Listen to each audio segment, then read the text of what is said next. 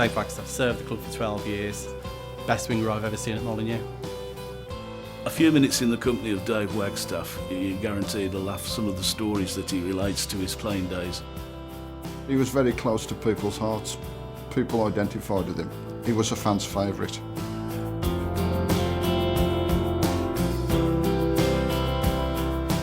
He was part of that team of the early 1970s, the ones that won the League Cup in '74, the ones who got to the UEFA final, the ones who won the Texaco Cup. The best winger I've ever seen play for Wolves.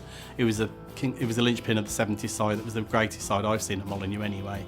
And he was one of the greatest players I've seen. He's certainly the best crosser of the ball I've seen and the best winger I've seen at Molinuex. He came to us from Manchester City and he was with us for a long time. It was about 12 years. But the best thing about it was that when he had the ball, the crowd went very quiet and then the noise built up as he ran down the wing. It was really something that's almost tangible. The fans used to just chant, Wagstaff, give him the ball, Wagstaff, give him the ball. That's how much it meant to them for him to get the ball, because they knew that once he got the ball, 95 times out of 100, he'd take the ball to the byline and cross. We only really played with one winger in the 70s, and Waggy was the winger, and he supplied all the ammunition for Dugan and Richards to score all the goals. You got to remember when Wagstaff played for us, it was a period when there weren't wingers. It was just the time of the World Cup, the '66 World Cup. Ramsey had gone for this wingless wonder idea, and there weren't many good wingers about. Summerby of Manchester City, Dave Wagstaff of Wolves. To my mind, there are two sins in football against Wolves footballers. One was that Billy Wright was never knighted, and the other one was Dave Wagstaff didn't play for England. But had Waggy been born 10 years earlier, he would have walked into any England side. He was a superb winger.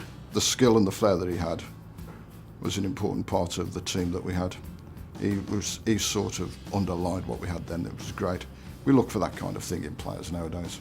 He didn't score many goals, but when he did, they were never tap-ins. They were always 25-yard volleys or top corner jobs. There were some superb goals. We scored a great goal against Arsenal in the 5-1 win in the snow. I think we won it down half-time.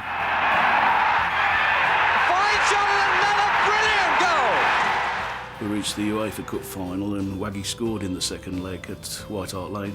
First all-English European final. And finally it was Beale who got it away.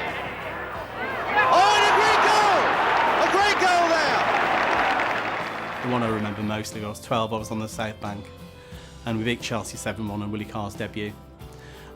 All the midfielders scored and all the strikers scored, and Waggy scored a great goal, curling it into the far corner for the 7th goal of the game against John Phillips. It was just a brilliant match. I didn't see the 50s side play, but we had two great wingers then in Johnny Hancox and Jimmy Mullen. And you talk to supporters that watch the side in the 50s, say how do they compare to Dave Wagstaff, or how does Dave Wagstaff compare to them? And they always say the same, he's as good. And to my mind, if you're as good as Hancox and Mullen, you're good.